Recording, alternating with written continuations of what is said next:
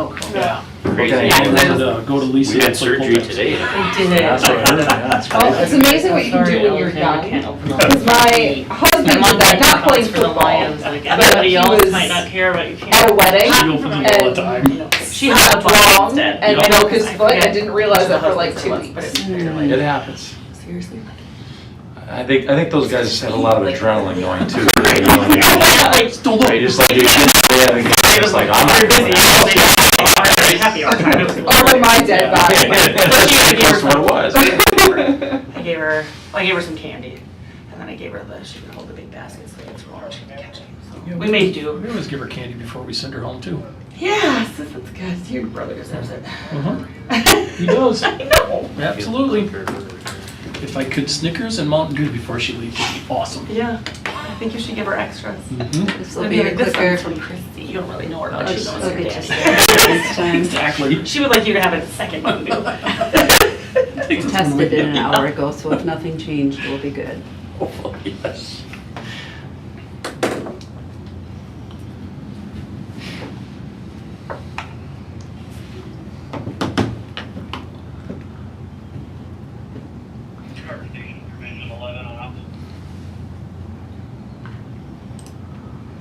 I am enjoying these light agendas early in the year. Mm-hmm. I know you're doing it on purpose, right, Brian? Just wait until it gets warm out. It is weird like that, right? Yeah. It's like it's cold, nothing to do, kind of. Yeah. Because there's a whole just big pile of stuff that's coming, like. It's gonna keep us here for just hours. wait. Even if it's nice out. Because we got the, our 10-year update, or update to our 10-year financial plan and all the CIP buckets and a lot of development stuff we're just waiting to see the forecast for a nice day. All right, it's 5:30. I will call the work session to order. We have our quarterly public safety update.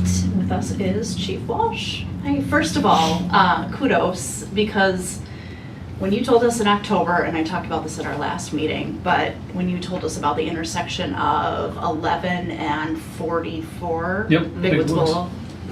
Big Woods Boulevard, like, you are the reason why we were able to effect change for that. And I'm sure, I don't know about you, but every time I go past there and see the blinking, I'm like, oh. And it wasn't like a direct path, but because of your advocacy, hopefully that will be a little bit safer. I'm hoping so. Thank you for It bringing seems that to our be attention. anyway. I've only heard of one incident since then. Good. So, and that was pretty minor from the way I understand it, so. Okay. Yeah, that was a good thing. Yeah. Glad we were all able to jump in and participate with that and get it done. Yeah, it felt like a win. Absolutely. What's going on in your world from So, fire? since our last meeting, fourth quarter, we've had 116 calls for service. Overall, 2025, we ended with 398. It was a 27% increase from the prior year, so 84 more calls than the year prior. We average in the last 4 years about 9% increase, give or take.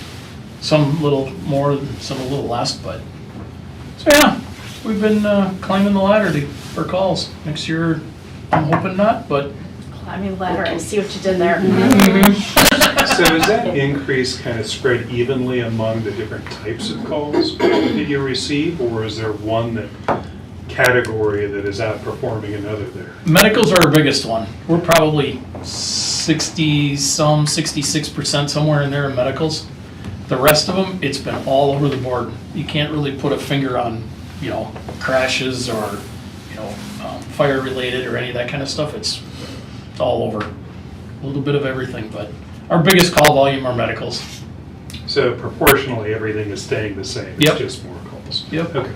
How many structure fires did you have? I think last year we only had 2. Okay. And did you have to call mutual for both of those? Yep. Okay. Anytime we get a structure fire where we have visible flames, it's automatic. Okay. And then who's doing the station then, if you guys are out? We have that covered usually from the scene. So we have, when we do our first alarm, it's us, Chaska, and Cologne, no matter where we are in our fire district. Normally, we're gonna call a second alarm, so that brings in, I think, 3 more engines in a ladder. And if we don't use all of those people, one of those engines is dedicated to run the rest of the calls for the city, or our district. Okay. And if we don't, if we're using all of them, we usually call another alarm in and somebody's covering. Okay. And then those structure fires, were those in Carver proper or were they in a township? Do you remember? Off the top of my head, I think it was one in the city and one out, Okay. if I remember correctly. Okay. But, yeah. Thanks. Otherwise, we are continuing to do interviews for our command staff. We are working on captains currently, and then we'll get 2 lieutenants. We hope to be done with that whole process by the end of February, if not sooner. Then we'll have all of our folks in place. And then so far, as of about 25 minutes ago, we're 21 calls for so far in January. We had 2 of them today already. Jeez. It's one a day. Yeah, pretty much. Sometimes we can go a couple of days with nothing, and then there's 3 or 4 in one day. So, Is your day coverage good now? you know, I would say on average, it's anywhere from 8 to 12 people during the day. Okay. And then sometimes, like today, we had one person show up to take the truck out to the call. There was somebody already there, but we had 5 or 6 people show up after that. Okay. And so it kind of depends on the day and what people are doing and Okay. where they're working and that kind of thing. But on average, 8 to 12, Okay. somewhere there. So if we are on a, because obviously people work, right? So we expect lower number of Yep. people available during the day. So are you more likely to call in do you call in for help? Like, let's say it's a medical and you've got one guy going. Are you going to call Chaska or Victoria to come in for that? If we have to, we will. Okay. Yep, absolutely. And then what's their Knock on wood, we've never had to response? do that. Chaska is usually pretty quick because they have a duty crew on. Okay. So they normally have 4 people that run an engine. Okay. So they're usually pretty quick. I don't know what the time frame would be, but But it's reasonable? Yeah. Okay. yep. Yeah, otherwise, the only other thing is I sent out a communication here late last week, just letting all of our folks know our mission in regards to all the things that are happening in the world today, and some of the federal agencies and stuff that are working in our community on what our mission is and what we're gonna do, and so they've been up to date on that. Otherwise, yeah, that's kind of my report. Erik kind of asked my question, but are there any trends other than lots and lots and lots of medicals? Not really, but let me go back and look at the data and see if I can run some reports. Okay. We're in the process of switching reporting softwares, but I'll go back in there. That'll force me to learn some of the new stuff and see what I can find in there and bring that back. Okay. And then you brought in the new batch of firefighters at one of our more recent meetings. Yep. How in general has recruitment been? You know, knock on wood, I think we've been pretty successful. Hearing some of the other departments where they might get maybe 2 or 3 people that apply, we're probably averaging anywhere from 4 to 6. Okay. So that's been really good. Okay. Is that, you've been in the fire service for a long time, is that dwindling though over time? Yes. Okay. It has dwindled drastically. Yeah. I remember one point, we had 16 or 18 applicants, and we were able to pull some out of that, but that's even dropped. Right. Is there anything that we can do to help with that? You know, Make people's lives less busy? I wish there was, Yeah. but it's a whole U.S. thing. Okay. When it comes to the volunteer or paid on call side of the world of fire, everybody's hurting. Even on the paid on calls or the full-time folks, they're struggling with some of that stuff too and trying to get the right people in and get their positions filled, and so if you got an answer, somebody does, we'll have to learn from it. Okay. Well, let us know. I think that we're, Yeah, receptive absolutely. to if there's a silver ticket to getting more folks to apply and stay longer and be healthier, let us know. Or not have your Absolutely. recruitment We're open house receptive on to it. Steamboat Days weekend. Yeah, That- actually, it worked. It worked, but yeah. People are in town. Are they sober? Yep. Yes. And ours, it was. That's gonna be a requirement. It worked out pretty good. Oh, good. We only had one person that wasn't able to make it, and that was work-related thing. But otherwise, yeah, it worked out quite well. With the cold temperatures we have coming in, -20, is there anything that doesn't work hydrants work? Do you run into any operational difficulties? We have not had any issues with hydrants, Okay. but yes, they can freeze up. I know we had a fire, I think that was a couple of years ago, out in the township, and knock on wood, we didn't have any issues, but some of the mutual aid departments had to spend some money to fix some things that broke, cracked, didn't work correctly, but Do we have everything we need for you guys to deal with temperatures like that? Is there any, I don't know what the equipment would be, but is there anything that you don't have that enables you to operate? nothing comes to mind. Okay. We have procedures and processes for when we go out into these cold weathers and what we do with our trucks. Okay. And then we've got all the gear and stuff. As long as everybody's wearing the stuff they should be, we can stay pretty warm. Especially temperatures like this, we'll keep people in our apparatus or Yep. in a garage or something where it's warmer instead of standing outside to do things. And then usually when we're out fighting fires and or on crashes, we'll rotate people around more often than we normally do. The batteries for the new extrication equipment, that all stays indoors. It's warm, they're warm packs, right? Yep, Okay, yep. all right. Chief, would you mind sharing this update? You made a presentation of the Lions Club Oh, recently. yeah. I had Chief Hall and Chief Cox attend a Lions meeting recently. I don't remember when it was, a couple weeks ago. They're always asking what they can help us get. And back in 2022, they were able to purchase extrication equipment for us, battery operated stuff. And we said in a couple of years, if you're willing, we might come back and ask for another set to get rid of our hydraulic stuff. And so those guys did that presentation, and they had to have a board meeting in order for them to do their process and hopefully donate that money. I haven't heard back yet, but we're hoping that's going to happen. We'll be able to buy extrication equipment, and we are looking at the exact same stuff that we currently have, but they call it school used. It's been used a couple of times for some demos, so it's a significantly reduced rate. So it'll be cheaper than what we bought the original set for back in 2022. So, Batteries interchangeable with that? Yep. Same equipment? yep, be the same stuff, same batteries, same chargers, everything will be identical. So we're hoping that's gonna happen. What's the ask in a dollar amount? It's like 35, I think. I don't remember what the exact dollar amount was, but it's right around that $35,000 mark. Okay. And I think we spent back in 22, it was over 55 or 60, wow. somewhere in there. Wow. So yeah, quite a difference. I think the Lions, did you pay for part of that out of the city budget back then? I thought we gave something around 35 to 40. I don't remember. It's been a long You know, time. I don't remember. It's been a long You time. know, it has.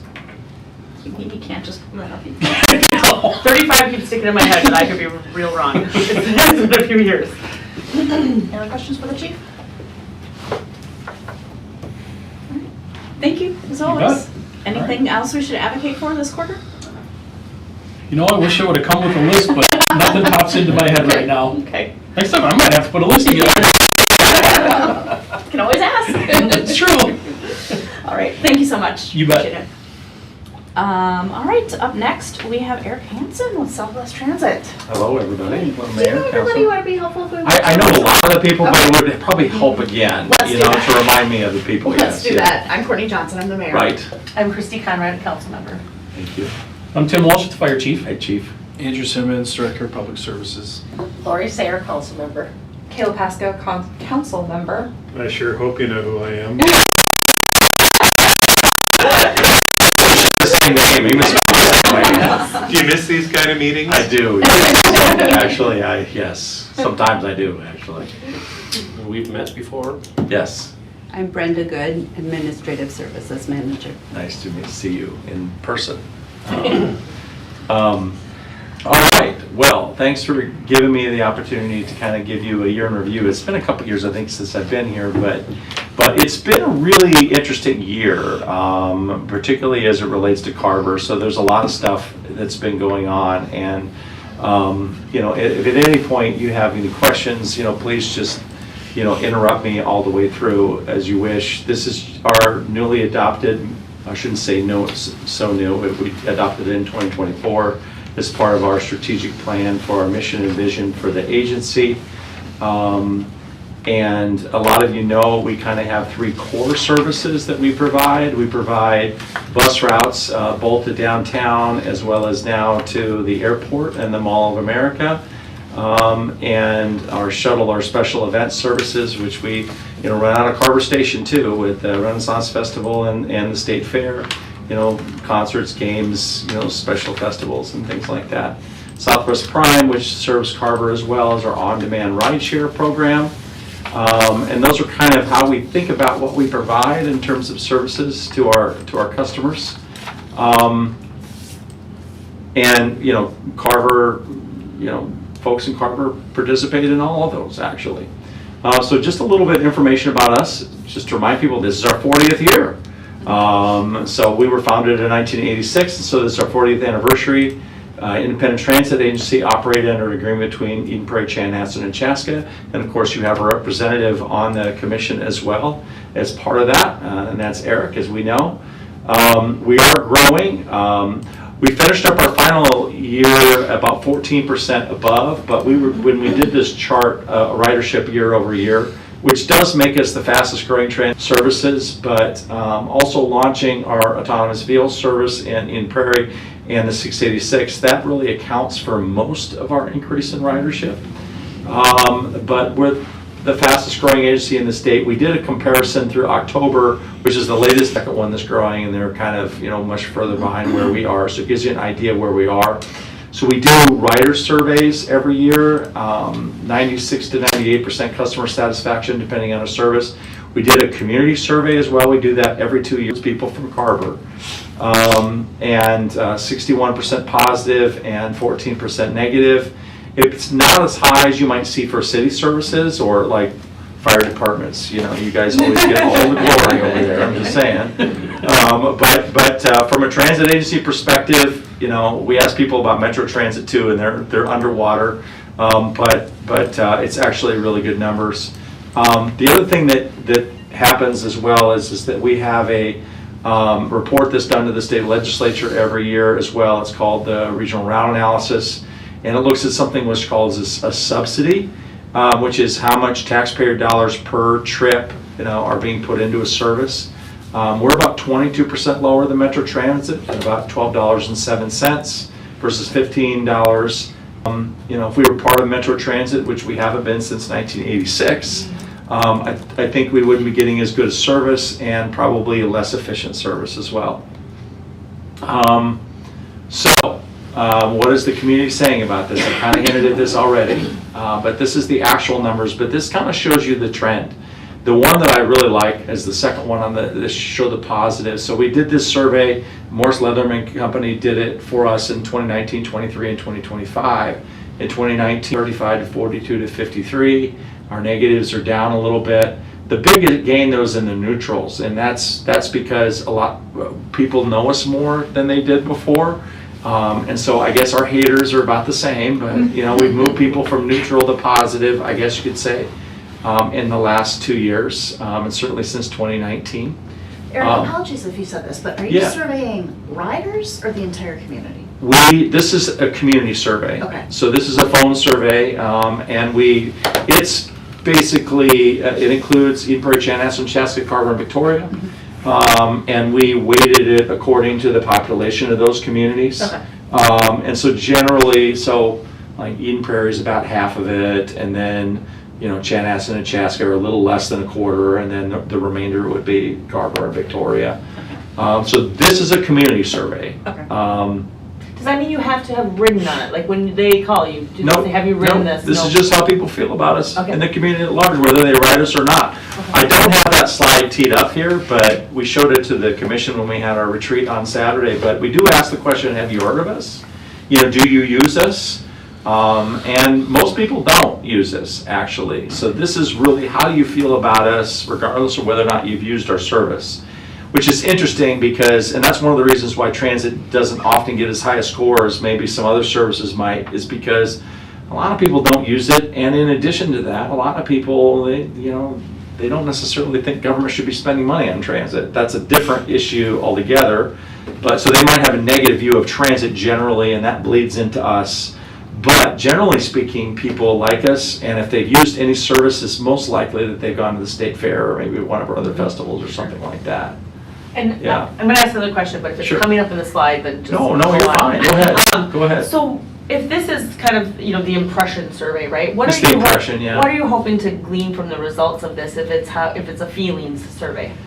In general, what we want to know is, I think that goes to we do ask some questions about how they feel about us. Usually those marks are anywhere from 90.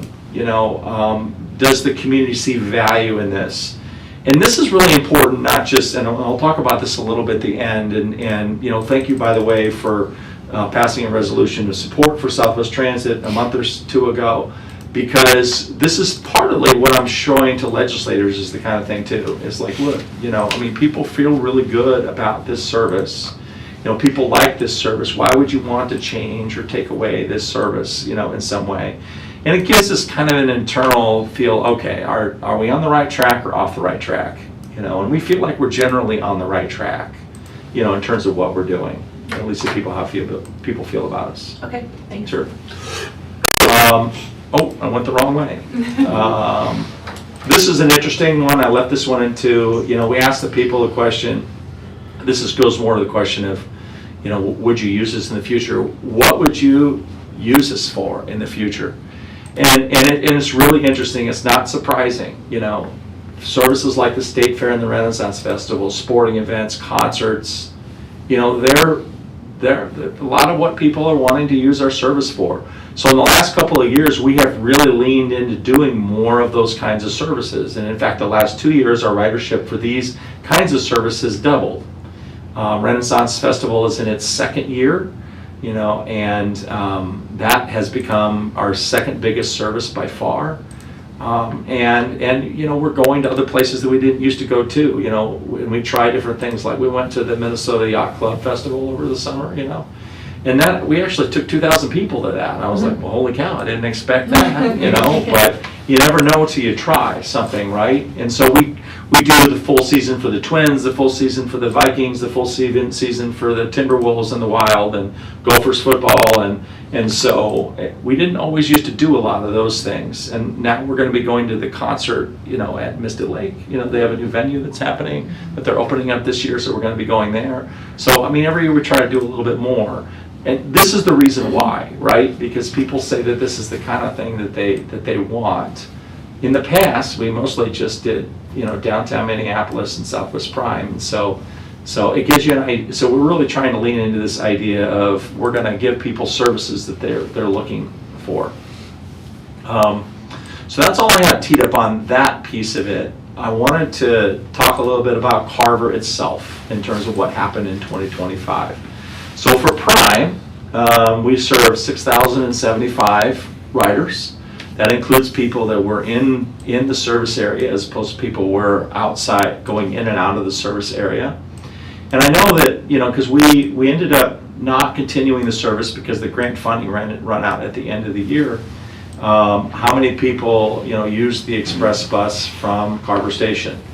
And this is one of the reasons why, we didn't feel like, and you didn't feel like it should continue, is that we served 1,502 people last year with that service, which is less than 6 a day, which from a bus ridership standpoint is actually really, really low. Is that a one-way person or a That's round two-way. trip? That's 3 down and 3 So back. 3 down and 3 back. Okay, Yeah. that's what I wanted to make sure we were not That's a counting. really good question, because, yeah. It's not that big of a deal when you're talking about like 5,000 people, but when you're talking about 5 people, that makes a big difference. Yeah, and so I know that my staff had worked with your staff as far as, how do we communicate that? What does that mean? Are we concerned about people losing that service?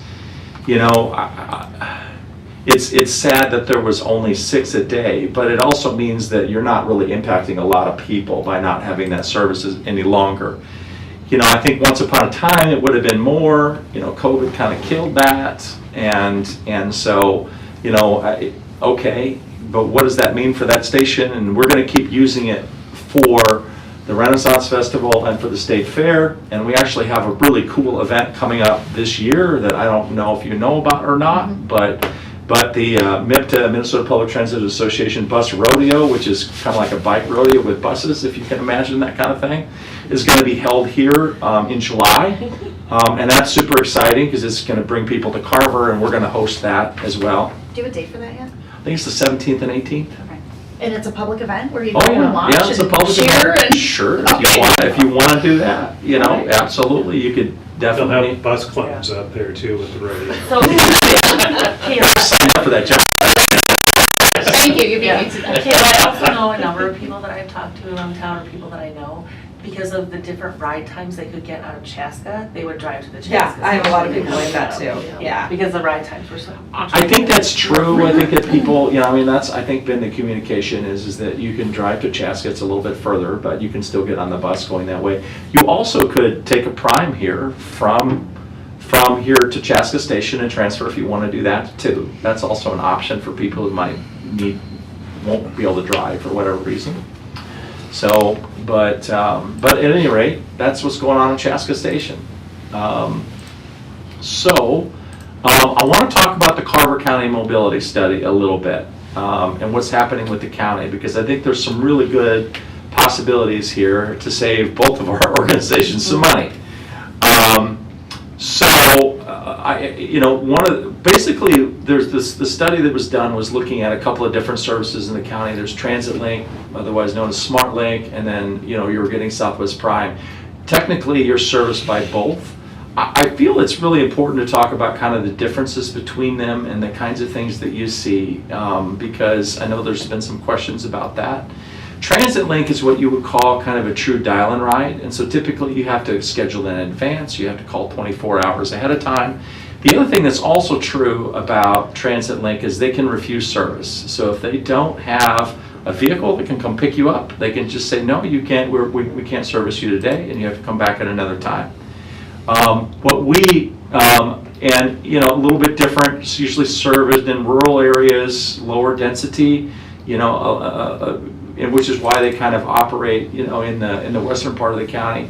They don't have very many vehicles. They're 3, 4, you know, it's like that, you know, kind of scenario, and they're actually coming from Burnsville.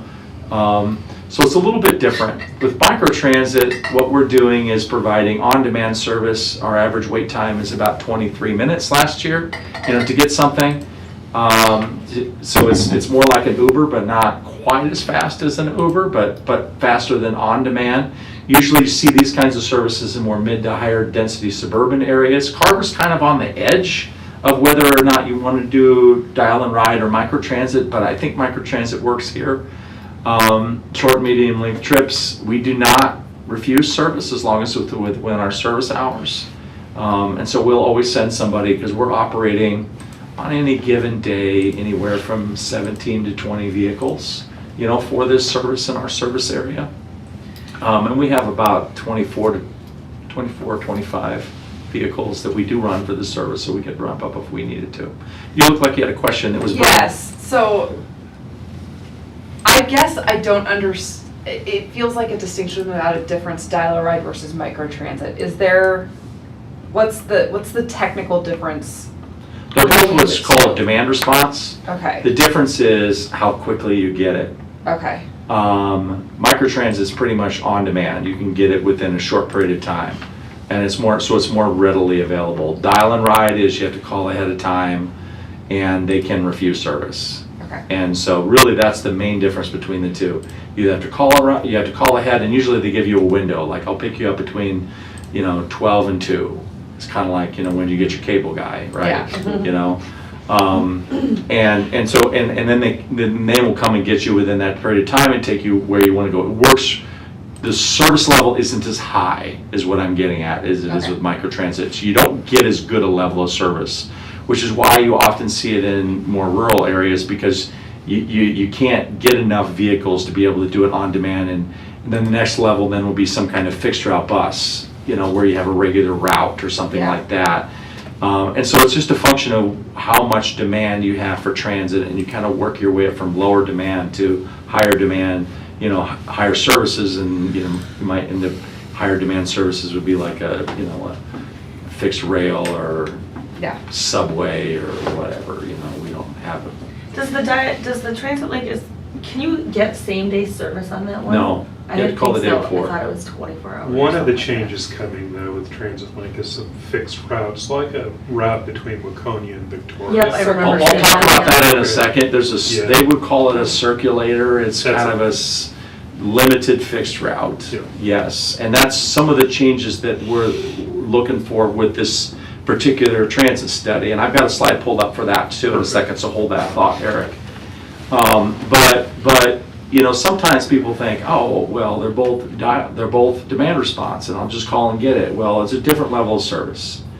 And so it is a function of what you want as a community or what your people need, and you know, calling ahead doesn't typically work for most people. It's not as convenient, I guess. So this is what Erik was talking about. Okay, so I'm gonna only kind of go to what the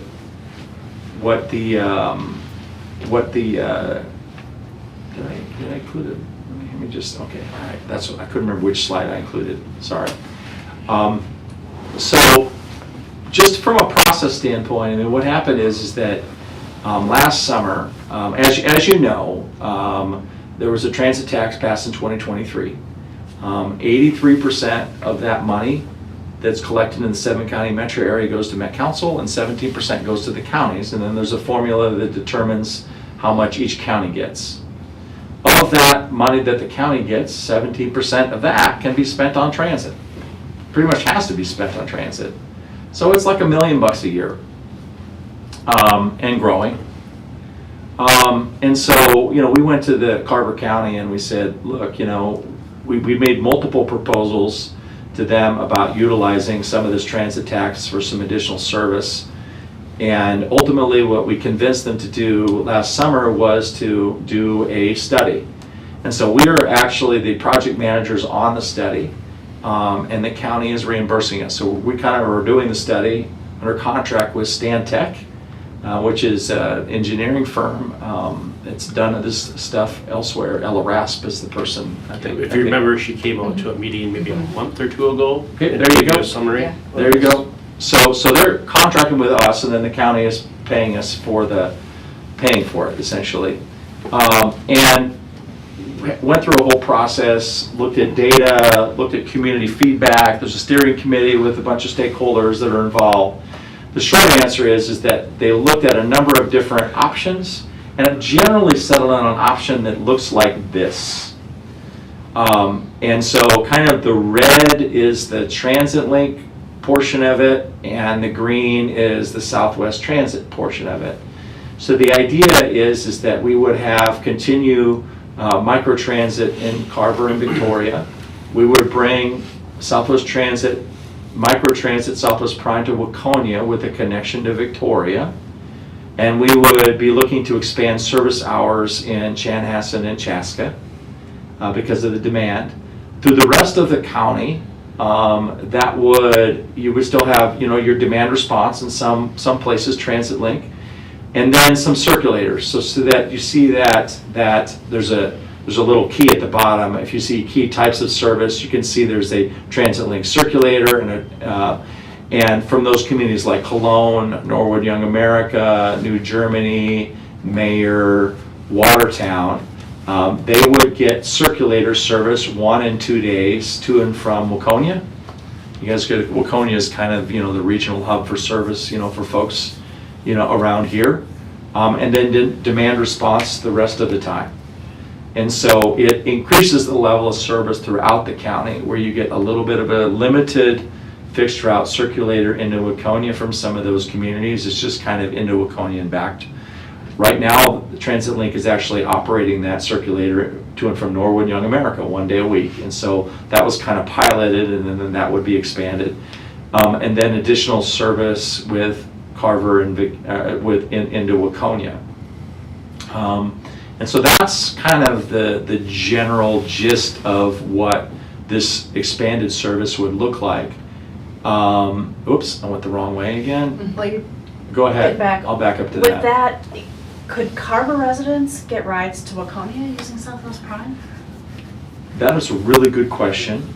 And that is not a detail we have figured out yet. Because the way you kind of differentiated the two. led to the Yeah, I mean, I think it's possible, but we haven't figured that out yet. Because really the idea is, okay, well, you've got service within Waconia, you've got a connector to Victoria. Well, does that mean that everybody in the rest of our service area then going to go to Waconia? My gut is probably not. But what that means in terms of who can, I'm not sure. Okay. You know, and a lot of this can be changed too as time goes on. So, well, I mean, maybe there needs to be a circulator from Carver to Waconia. I don't know. You know, I mean, but ultimately, I don't know yet. Okay. I don't know yet. We asked that question when they were presenting, because I didn't see any circulator from Carver. Yeah. Right. We didn't get an answer on that. So- But would we just, I mean, would more likely just take Prime into Chaska, because our services in Chaska probably cover what would go to Waconia anyways? Yeah, but if we wanted to be somehow connected with the rest of that network, there's nothing specifically serving Carver from. Yeah. Yeah. It's a really good point, because in reality, you get service from Victoria into Waconia, and that's a really short distance. I live over that direction, and I drive into Waconia all the time, and it's really short. It's substantially longer from the city of Carver, which might make it difficult on Prime, but it's a good point, and that's the one location that's kind of left out in terms of connecting to Waconia, that maybe needs a connection to Waconia. So we were looking Yeah. at ways to reduce cost, I mean, our cost for Southwest Prime riders to Yeah. tie into this network. Yeah. And there really isn't anything. So that's a concern for me, because this isn't Southwest Transit, this is, It's a good it's point. Transit Link. And it's a It is our conceptual tax thing anyway at this Yeah. point. I mean, there aren't any services actually developed, but this is the conceptual way to put it, and I think there's still opportunity for feedback on stuff like that, so. So I have one more question about this map. So Yep. if you look at the townships that are just left of all the green, Yeah. they have kind of the lowest opportunities for transit, because They they don't do. have a circulator, they can't get Prime. That's true. So as the cities go west, as we, Carver expands, do they just automatically get included into the Prime? They Or- could, I mean, our commitment is that when you annex new property and you bring in new subdivisions, that's included within the service area. So Okay. certainly that would be true, Okay. for areas that you would expand to. And I would say the same thing is true for Victoria. What I will tell you is that what I'm not showing you here, which is a whole bunch of data analysis that went into this, that Ella did and her team did, that looked at kind of a matrix for areas, and those areas that you're describing, the township areas, they would be considered mostly to be kind of lower, maybe at high need, but a lower demand. Okay. So you end up with a situation where you have a really low demand for transit because of the population densities. And so if you think about the right tool for the right job, it's kind of like Transit Link is the right tool for that job. When you get to a certain level of density, then you have another tool for another job, and then, it's kind of like that. So Okay. that's what the data would suggest that makes sense in those areas. Okay. This is the money part of it, which is kind of important. And, ultimately what we have pitched and what the recommendation is, but what the county commissioners have not yet accepted, and we're kind of working through the details of that, is that they would pay for all of the service of Southwest Prime in Carver and Victoria, which means that the portion that you are currently paying for that, as well as the portion that we are subsidizing, that would be paid for by the county. And that's what we're working through with them right now. There's some details and some questions that have been come up about it, and we're kind of working through that, and we've been working with your staff on that as well. There's likely going to be a meeting next month, where they would officially kind of adopt this plan. They would include that portion of it. When we get to that point, we'll let you know, so that there's an opportunity for comment in some way. We certainly would appreciate the support, because I think this makes a lot of sense for everybody. We've been talking about this for a couple of years with your staff in terms of how we could make this work. So that part is kind of exciting, from our perspective. So when would that start after meeting about it next month? That's a really good question. We have a contract for this year, so likely it would start in 2027. We're But okay with it starting soon. we would be okay with that as well. Okay. But here's the challenge, okay, and I will tell you why, because kind of the attorney, and this is informal, it's not formalized yet, but we're trying to figure out, in the context of the law, what the attorney has advised is that if the service, were no longer to be continued, then the county could pick up and continue the service. They would probably interpret the fact that we have a contract for this year as well, it would be a replacement of the existing dollars. And there's some language in the law about that. So they probably would interpret that as we have to continue the service the rest of the year until it changes next year. And honestly, we want to continue to serve you. We appreciate you, providing that funding for that. And we certainly knew that the decision about this funding wasn't going to be made until after the decision that we had to make for this funding. So we probably are stuck this year, although I agree with you, we would like that too. I just don't know that the county will agree to that, given where we're at with how the law is being interpreted currently. Okay, if there's anything we can do to help with that. I agree with that point. In fact, we had a study session with the commissioners last week about this, and I basically stood up and said, not basically, I did. I stood up and I said, look, I'll tell you what's really important. I said, and what the communities have communicated to me, and as well as what your city managers, as well as Victoria and Waconia city managers, when we met with Dave Hemsey, communicated to him. I was here in this room, actually, and was that, look, if you're going to provide service to the county, we need to provide service to everybody in the county. It doesn't mean everybody gets exactly the same service because people have different needs, but everybody needs to get something. And so I think the commissioners understand that kind of equity, piece of it. And so now it's just, figuring out how, we make that happen. But I think that's an important point. I mean, everybody needs to be served, Yeah. I heard at the commissioners meeting, you talked a little bit about physical assets. Are you going to have enough physical assets to be able to manage a plan like this? Well, there's going to be a couple things we're going to need. I mean, obviously one of them is vehicles. Yeah. We probably are going to need some kind of facility further west. I don't know what that looks like yet. Maybe it's a joint facility, with somebody that's already operating something else. Because really what we need is we probably need someplace to store a couple of 2-3 vehicles. We would still, use our existing maintenance facilities and things like that, but just a place for a driver to go, keep some things. Satellite location. I wouldn't want to put a lot of money into it, but part of what we want to do next year, you've got the second one on the bottom is the regional solicitation. So we're going to take this money and then we're going to go next year to the tab, which is for the regional solicitation, and make a request for capital improvements and probably some service as well in some places as part of that. So that's our intent. I just don't know what that looks like yet. But yeah, it's probably vehicles in some kind of location, and probably more cost effective if it were a joint facility with some other entity. But yeah, that's what we're looking at doing. Yeah. I haven't heard the county, my first shot out of it was, well, you got the county public works building is out here on 212. But I wasn't greeted as warmly with that as I would like.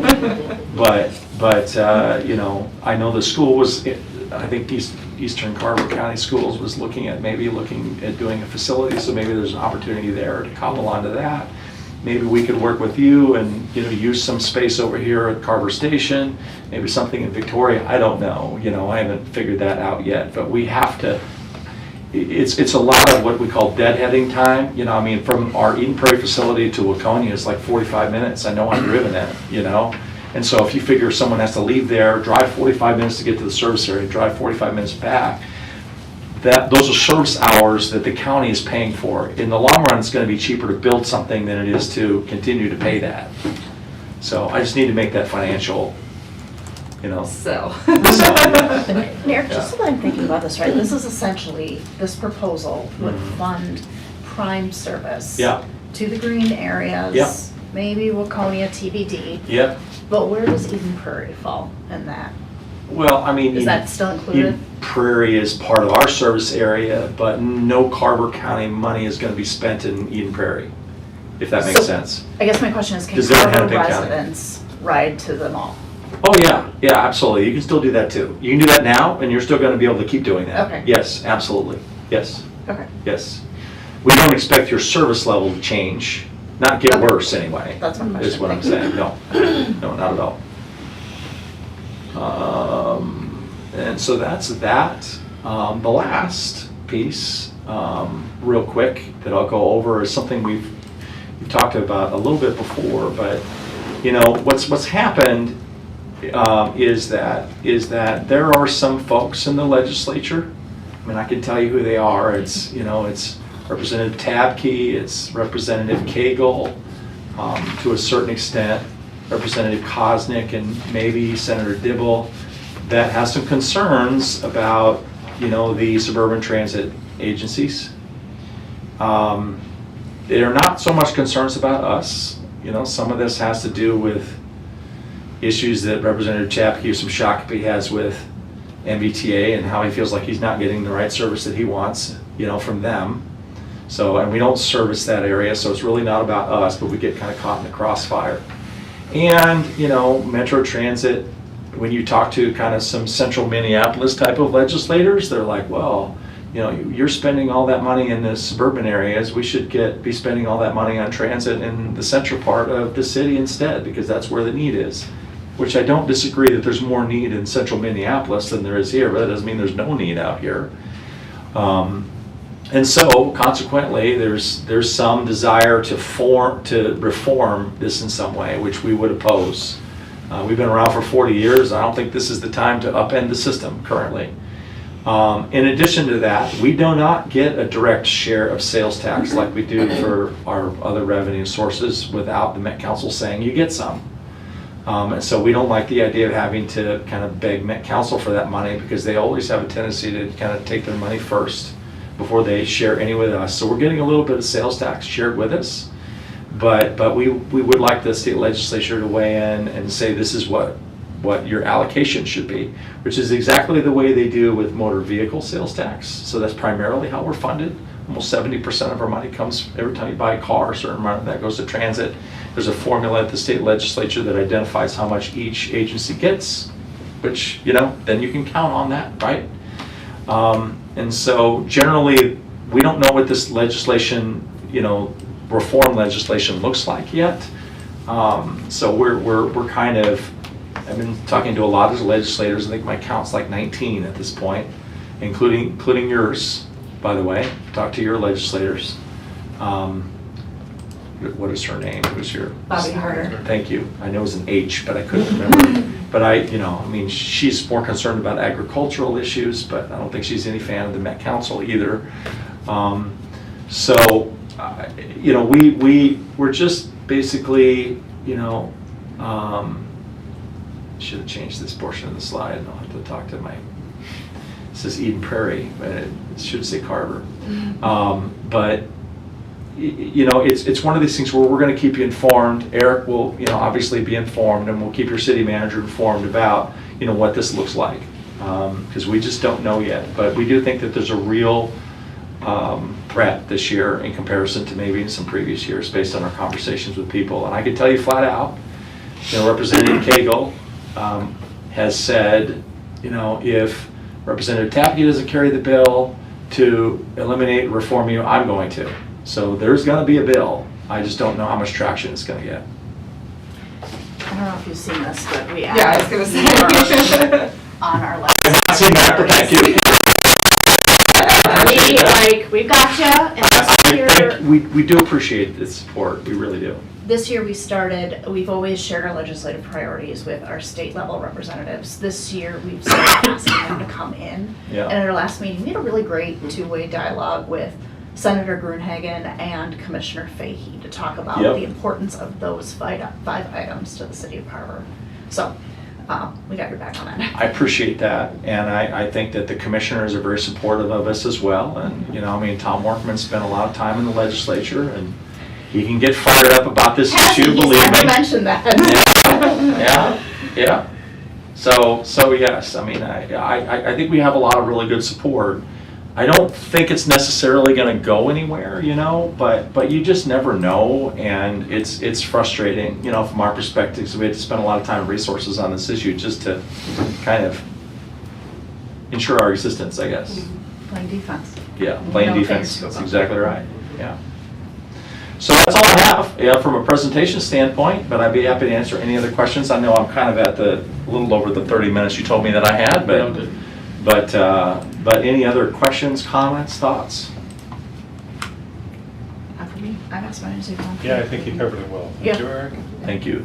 Thank you, folks. Well, have a good meeting. You still have a meeting tonight yet, don't you? Oh, yeah. Oh, yeah. Want to relive the old times and stick around for that? Don't.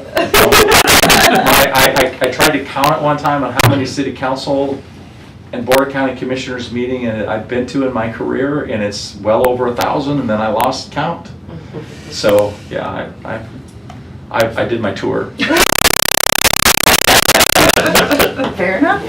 Thank you very much. I appreciate it. There's yours. All right, Thanks, Erik. city You're welcome. manager's report, Mr. Merrick. All right, 1 second.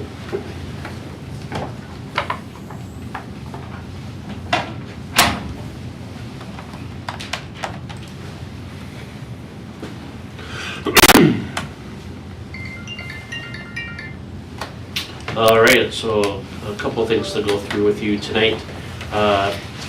Talked to all of you about this sergeant's position that the sheriff's office is working with Carver and Victoria on. So we have a total of 6 shared patrol deputies in our kind of partnership with Victoria. For a number of years, we haven't been able to fill that full 6 patrol positions, and so late in December, the sheriff's office reached out and asked for Carver and Victoria to contemplate filling that position with a sergeant's position. So Dana Hardy, the manager in Victoria, along with Mike Boline and I think it's either Sergeant or Lieutenant Brunig with the sheriff's office have been talking about this. They're proposing this to start the 1st of March. One of the concerns was related to cost. The sheriff's office is offering this at a no-cost alternative to the cities. So essentially, no contract amendment needed. All the positions are contracted in there. We did ask about what the cost differential is for 2026 if, considering the kind of the change in the corporal to sergeant positions. It's approximately $12,000, so on a prorated share, if there was an upcharge considered for this year, it'd be approximately $4,000 to the city. So it gives you some type of context for what you could be expecting in 2027. They're offering it kind of as a pilot program this year. There are some benefits.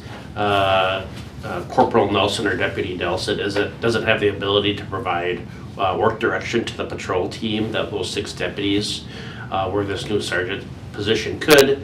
I would offer probably a little bit more experience related to presenting, providing data, managing community relationships.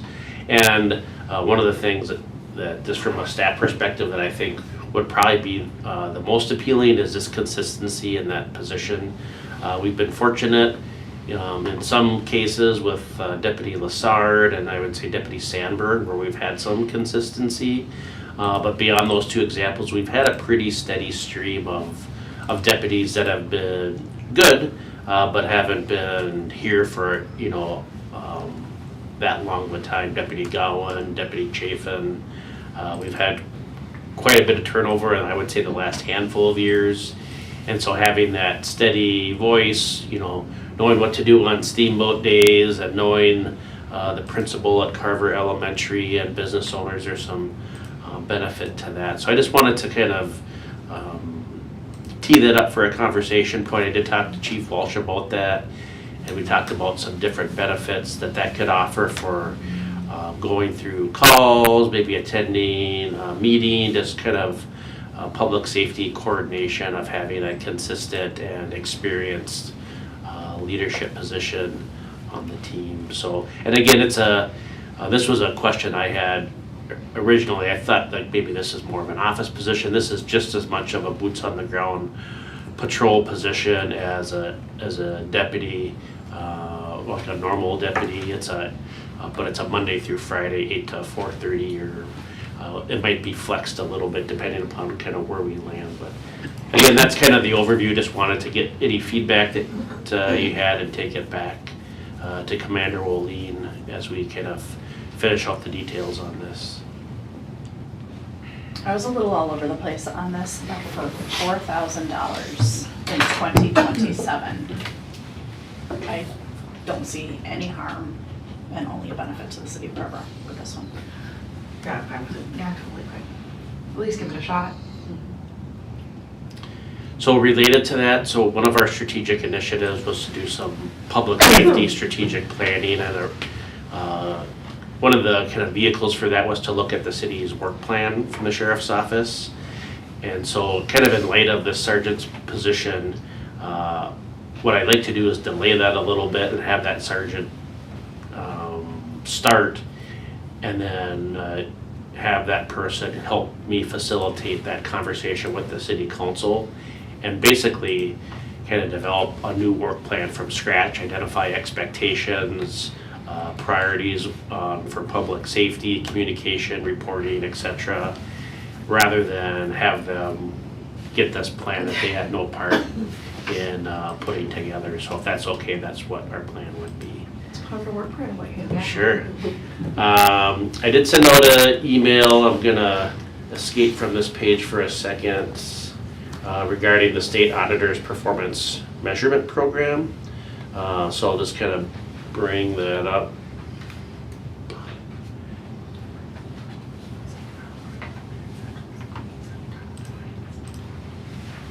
Unplug and plug back in is my, Okay. Turn it off, turn it on again. My phone's not working, power down. You know it's desperate when they tell you to take that. It is weird. Anyways, I don't think so. what I mentioned to the council in an email, the city had an opportunity to, and it has had an ongoing opportunity to join this performance measurement program. We'll just keep that out there, that's fine.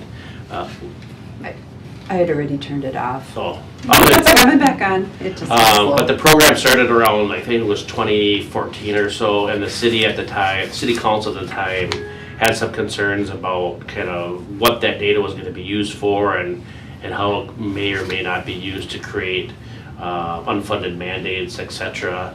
And so we just haven't gone back to it, and so a conversation related to it came up at a meeting I was at, and I realized that we really haven't talked about it for like a decade now. There are some benefits to the program. There's what I would offer as a minor like financial incentive where they provide additional aid. It's would probably be in the neighborhood of about $1,000 to the city.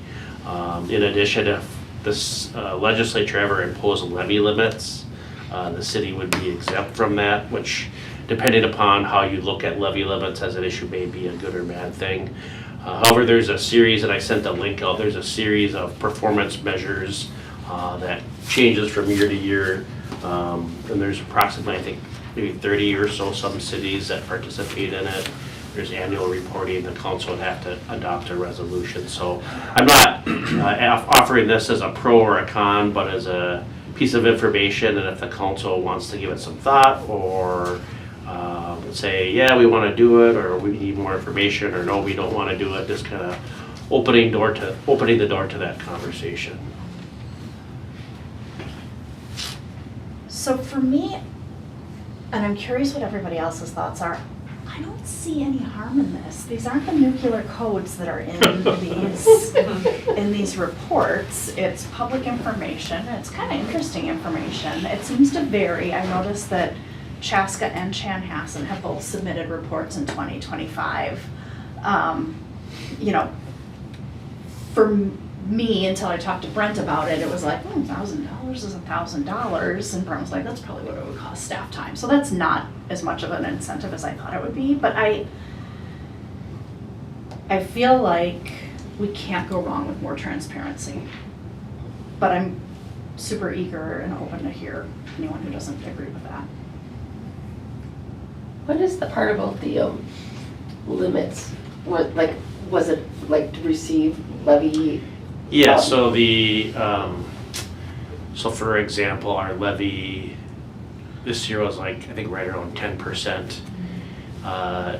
There have been times that, not recently, but there have been times where the legislature has opposed levy limits to say that cities, you can only raise your levy by, let's say, 5%. Okay. And so if what they're offering, that's as a fictitious example, what they're offering is if you're participating in that program, you would be exempt from that 5% limit. And when I say it's kind of a double-edged sword is, yes, you'd be exempt, but I also would offer that if the legislature passed levy limits at 5% and then you went to 8%, I think fundamentally that'd be hard to rewind to the community and say, well, the legislature said no more than 5%, but we're doing 8% because we're part of this program. So I would offer that if you're gonna do it, you should do it for like reasons of just getting the information out, but the levy limits thing might have some pros and cons to how you apply it and communicate it. Do we know why they put those on there? Or like what's? I think from time to time, the legislature is responding to concerns from constituents about property tax increases. Okay. And so levy limits has been a tool used in the past for the legislature to control how much counties, cities, and school districts levy for property taxes. I think Senator Grunhagen I was just gonna hinted say that. Okay. Yes. No, he straight out said it. Okay. He said that that is on the table, or at least it's been discussed. If you remember when he was here 2 weeks ago, we were talking about local control, and he said, well, what do you think about this? And I said, that preempts our authority for local control. So going to this legislative priority, we don't like it. Yeah. But I think that it's something that's been a little bit perennial here and there and kind of cyclical, but he indicated that it's something that is on the table for the 2026 legislative session. Okay. That's not the reason why I'm in favor of it. For me, it's more of a transparency component and a why not? Yeah. Yeah. Is it, so no, it's not nuclear codes, but other than transparency, is there any information that makes it easier to, I don't know, exclude us or not give us something we want? I mean, sometimes you don't want to volunteer everything and make it an ask if somebody is looking for it. Did I see what, 36, 39 cities total? Yeah, it's More counties, but very, very few cities are It participating says in this. 39 cities in 2025, 5%. Yeah. And 28 counties, which is Yeah. 32%. Sorry. Yeah, that's where I'm like, what am I missing? What am I not Yeah. seeing? Because Yeah. nobody's doing this. I guess I don't know that I think it's something we need to do. I almost feel like volunteering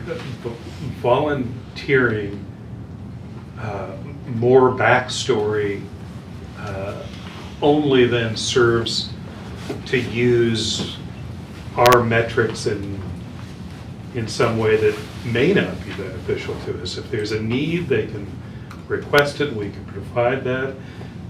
You know, maybe that's a little silly to think along those lines, but I can't think of anything advantageous for us. I'm kind of along the same lines with you, Erik, because I don't know what we're gaining by taking staff time, and sure, $1,000, but if it's just kind of going for the amount of time it's going to take staff to put this together, we have other priorities here that our staff needs to be working on, rather than sending this kind of measurement information to the state. And to me, I really don't see what this benefit is. I don't see why we would take the time and the effort. We can get this information if it's, data requested from us anyways, but I just don't see that there's like this great, like, oh, we should do this because it is going to do this for us. So. If it helped us get a grant, sure. Yeah. Right. But it doesn't look like it falls in that category. So, I know, that's fine. I think I agree with Erik and Christy on this one. I don't see the benefit of it. And I read through a couple of the reports, Chaska and Hansen. I'm not entirely clear what it is what data they're requesting. It seems Not standard. not right? standard, really nebulous.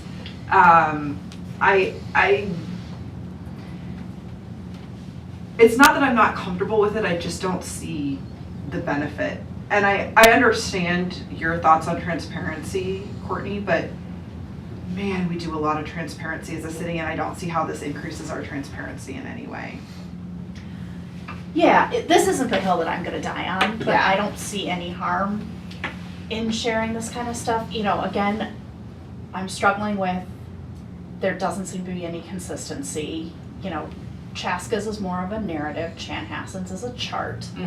And bond ratings, police services, we certainly wouldn't have anything there. Fire services, industry rating of fire services, I'm sure the chief can rattle that off right now for us. Response time, EMS response time, like streets, this is community survey stuff, a lot of the stuff here very literally is community survey stuff Yeah. that they're using. So again, it's available, this kind of stuff, if we were to put together a report that's identical to Chaska's, I'm not worried about the staff time impact. But again, I'm coming from a place of transparency. I worry about with everything that's going on at the state level and the issues that we've had with the lack of transparency, that this is going to tighten the state's requirements. So if we can say we've been doing this since 2026, maybe there's a cookie in it for us at the end of the day. But again, it's not something that I'm gonna fight tooth and nail for. Yeah, so when I look at the one from Chanhassen, the last one on sanitary sewer, number of blockages on city system per 100 connections. I don't understand how that is It kind very of felt like a relevant. data dump. Yeah. We're gonna be part of a 5% sample size of Mostly very suburban, data. and it's a very, if you look at the cities, it's Apple Valley, it's Chaska, it's a very select.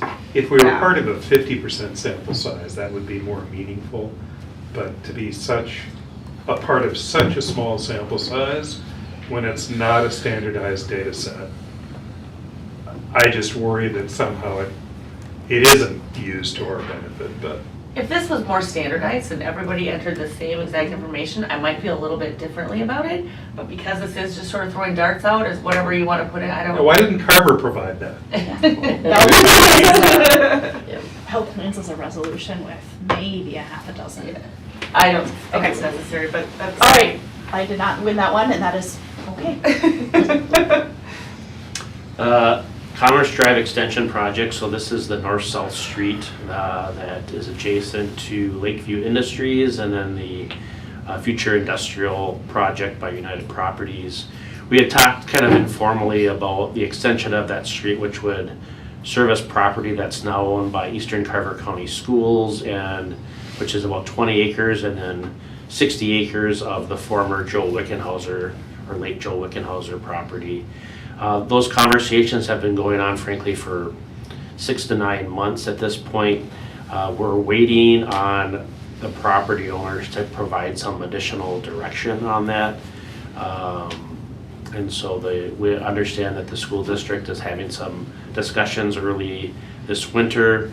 And so, long story short, I don't expect to have another formal discussion with the city council on sharing what the plan is, what the request may or may not be from the school district, and have that level of clarity probably till late March, early April. So I just wanted to kind of create some mutual expectations on schedule, what that would likely mean, is that construction of that project, should it move forward, would be the spring of '27, which then perhaps changes some alignment on maybe borrowing plans that the city had. So we had intended to reimburse ourselves for the land for the public services property with our next bond issue, because did an interfund loan from the County Road 40 turnback project. However, we are not planning to use those funds in 2026, so if you carried that interfund loan for another year until you maybe perhaps bonded for Commerce Drive, the land, that may actually line up then with when the utility project down to 1140 and those road improvements are done. So we're scheduling a check-in with Northland Securities to kind of talk about what that will be, but it's not totally different from what we were talking about. But I would say the headline is that some of these dates that we had kind of normalized are going to be changing. And frankly, I'm not 100% confident that the Commerce Drive Extension project will be requested to the city as an assessment project. Maybe those property owners work out something amongst themselves and do the project on their own. We just don't know that yet. So I just wanted to check in on that. Any questions on that before I move on? Is that just impacting the bus garage, or does that it does not impact the industrial project? It's adjacent to it, but it doesn't impact it. That industrial project already has street access. Okay. The extension would terminate in a cul-de-sac, so the north side of that cul-de-sac would provide access to the 60-acre Wickenhauser piece. Okay. And then kind of the other remaining, I would call the east side of the cul-de-sac, provides access and utilities to the land owned by Eastern Carver County Schools. Okay, I just want to make sure that this timeline doesn't impact that Nope. project. Nope, it does not. Wanted to update you on, so we have a year under our belt under the milestone program. And so met with the department heads today, and we did kind of a review on how it went, things that went well, things that didn't go so well. As you know, we developed that from scratch, and so we were okay with taking some risks. I'm like, we'll just have to see how it happened. I would say on the whole, really positive feedback. There are a couple, I would say, minor things that we think we can do to make it more efficient, both from administration and from the employees' perspective. So we're going to be working on some drafts, and we hope to bring a draft of some, I would call them minor amendments to your next work session to give you a chance to look at those, and then hopefully adopt those at a meeting in February or March so we can implement those changes. Can I ask so what did success look like at the 1 year point? The number of people participating, how far they went in the program, what did that look like? So everyone met without kind of, sharing details on specific employees, everyone met their milestone, or met their goals.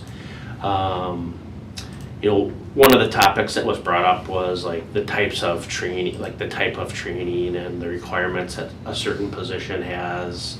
So example,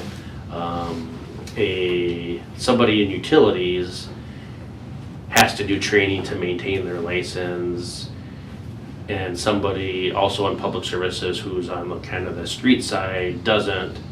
So how do you reconcile someone who is required training and not? So we're kind of like moving toward this, like you can count like licensure requirements, but we also want a minimum requirement of what we're calling like interpersonal skills of like conflict management,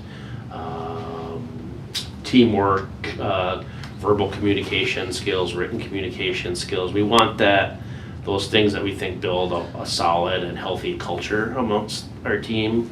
But we also don't want to minimize like the technical skills that each position has. So that was some of the feedback that we got from our team, or from the department heads got from their teams.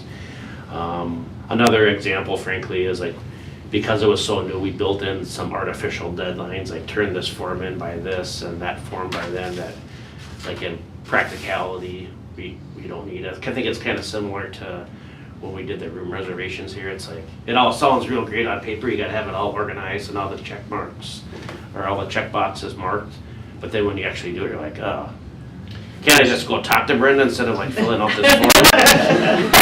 Is Andrew getting his forms in on time? Yes. All right. Big move. In duplicate? So that's a little preview there. I've been connecting with all of you on the multiple trail connection, so we'll have stuff at your regular meeting. We feel like the choices are pretty stark. You have different options to choose from. What we're wanting to get out of the council is not necessarily like, this is the one you're gonna do no matter what, but we're hoping for some consensus enough that we can go, when we do notifications to residents of like, this is what we're proposing for a trail. We can communicate that clearly so that they can come to a future meeting and provide you with feedback on whatever that, I would say, conceptual choice is. But there'll be the 3 choices, one for the full trail, redoing the wall, one for kind of it also on the west side, but at a 6-foot walk, but it requires both of the curb lines to be re-poured, and then a trail or 6-foot walk on the east side. That would require some purchase of some minimal right of way on the east side. And so the other piece to that is, that I've mentioned, is we don't have enough cash in park dedication to cash flow this. So we'll be laying out options for interfund loans, or we'll also give you an option where if you want to add it to the CIP and do the project in 5 years, you could do that. So there'll be multiple choices. You could, get it done now too, because if you know you're gonna do it in 5 years, the cost today is gonna be that cost times X or plus X in the future. So we wanna give you as many different scenarios as possible. You can pull and pluck from those to make your own as well. So one of the things that I've asked was, I've given updates, if there's anything now or that you've thought about that will be critical for you to be making that decision on the second or providing that feedback, let us know either now or throughout the next 2 weeks, so we can provide you with the most complete package as possible. I have one thing, do any of them require like extra lighting? That I forget if it was option, we talked about the ABC, where you would take a trail, down the road, and then you'd cross over and cross back. Would there be additional street lights? No street lights, but there would be signage if you, depending upon, which scenario you choose, there could be additional crossings. Do we have a plan for letting the residents on Mount Hope Road know in that stretch that we're gonna be discussing? Yes, so that would be the goal, is February 2nd, you give some type of consensus, and then we would do a direct mailing to them saying this is the one. So we're not planning on letting them know that we're having this conversation before we have this conversation? We can if you choose to, Okay. but the concern that I had with that, and again, doesn't mean it's a valid concern, is that I didn't want to give out all 3 if there was like one that none of you would support, and then maybe that resident would get very upset about that one that none of you supported. So I wanted to get some sense of which one you kind of liked, and then say, here's the one that the council has talked about the most. Or if you said, hey, we don't want to do any of this, but I'm open to feedback if you want to. We certainly can invite them to the February 2nd council meeting and say this is going to be discussed, and give them a copy of the memo that was prepared. Yeah, I mean, I see what you're saying, right? Like, if we're gonna talk about it. The one thing that makes me nervous is now we know how the rumor mills go, right? So now we're looking at these, and suddenly we are taking out the entire hill, and we're doing this. So and it worries me a little bit about the preconceived notion. So I'm not opposed to like sending a memo to the people who might be there, but I would like them then to come in and hear our discussion about it, not just get a bunch, see all these plans and say, oh, look at what the city's doing when we ourselves haven't come to any kind of. And my concern is that this is one of those situations where I can see these residents saying, well, this decision was made before I before I even knew that it was happening. You know, if we're coming, we have a consensus as a council that this is what we're looking at. I can see residents saying, well, I didn't know that you guys were gonna talk about this. I didn't know. And I know that we have ways that we communicate these things, but this is a very specific project in a very small area, with a very limited number of residents that are going to be impacted very heavily. And so my concern is that we are walking into a situation where if we do come to a consensus at a regular meeting, they're going to, these residents, when they get the memo after the fact, are gonna say, well, this decision was made without me Even knowing. Yeah. And this, and I didn't, you know, when I come and voice my opinion at the next meeting, the decision was already made. Because that's the biggest complaint that I hear, is that people feel like they get these notifications and they're like, well, the decision was made before you guys asked for my opinion. So maybe it's more of, I was just like, if we present like an invite, like we're going to be discussing this area. If you'd like to learn more, come to the February 2nd meeting. Yeah. Because that really is what we're doing, and then, because I would be okay with that. totally up in arms that the council is doing this big project that we have, Yeah. we're at baby steps on right now for this part of it. That's all I would expect, because we don't have anything in front of us, but. The meeting on February, I think it bears pointing out that the meeting on February 2nd is gonna be like any one of our council meetings where we I know. notice it and we invite folks on our Facebook posts and a number of different ways. So this is gonna be a very public, very open meeting. We're also not doing plans and specs at that meeting. So nothing is finalized at that meeting. Even if, you know, if we hear from residents and if we so choose to revisit it and say, ooh, okay, well, that was some feedback. Maybe we go back and take a look at option D, which isn't an option, I'm just using a fictitious option. Yeah. D's You the know. zip line.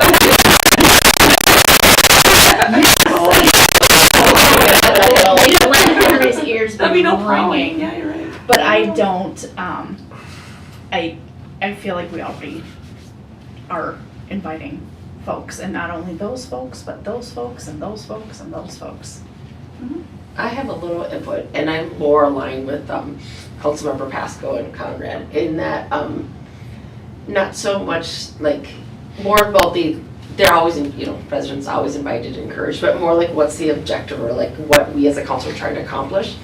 I don't plan to go to that meeting like, ABC, there's 3 options, and like narrowing that down. It's more just having that dialogue of like, what are our requirements, or like what are our top things that we're, want to But see our come out of ask that. is gonna be to narrow it down. Right. Ideally, we would narrow it down. So typically, like, we'd come back, with, 1 or 2. We might end up with like 5 ideas, or 4, like a new idea. There might be a letter D. But I think it's just more the, like the purpose, or like the objective of like why we're gonna have a conversation is the decision is not made based on the information we have. It'll just, I'm kind of thinking of conversation with Brent, or just kind of help narrow it down so that we can decide what is the best solution. Like, So- we're not. I'm sorry, Brett, we can do Oh, that. go ahead. I was thinking about, when we were doing the bridge down here and all that, like all of the community engagement that we had from those neighbors and things like that. And we are fitting things in, we are retroactively fitting things into very established areas of town where, to me, this one feels, maybe not everyone is appropriate. I don't think this sets a precedence for us that we have to invite it to everyone, or to every project that we ever do. But because we are, again, kind of trying to fit this in a very established area, it wouldn't bother me at all to just send an invite to let them know, hey, specifically, we are gonna be discussing this section tonight. Come or don't, right? That's up to them. Yeah. I don't know. I just worry that it's a little picky choosy, like, do we invite all the folks then in Eagle Bridge, and I'm mindful of the time we're over. But who might have strong feelings about it as But I well. think less, like, not so much who's invited, or who's reminded, but more like, what's the purpose, what are we gonna accomplish on that agenda item is. Well, those are the problems, what I'm talking about, the Is we're problems. giving staff direction, Directly affected. yes. but we're not gonna say, this is the only one our decision is made. It's more that if there's something we didn't think about, but, we're really gonna have a discussion to like narrow it down. I'm just thinking about You this. guys, I'm gonna ask us to Yeah, we look can- in yeah. and Okay. this, and Yeah. we'll talk about it during the regular meeting. So, Okay. sorry to interrupt, but can I get a motion to adjourn? I'll make a motion to adjourn. A motion by Councilmember Frischman. Second. Oh. That Councilmember was- Conrad, all those in favor, say aye. Aye. Opposed, same sign. Motion passes. And Erik has plenty of time now to formulate his answers.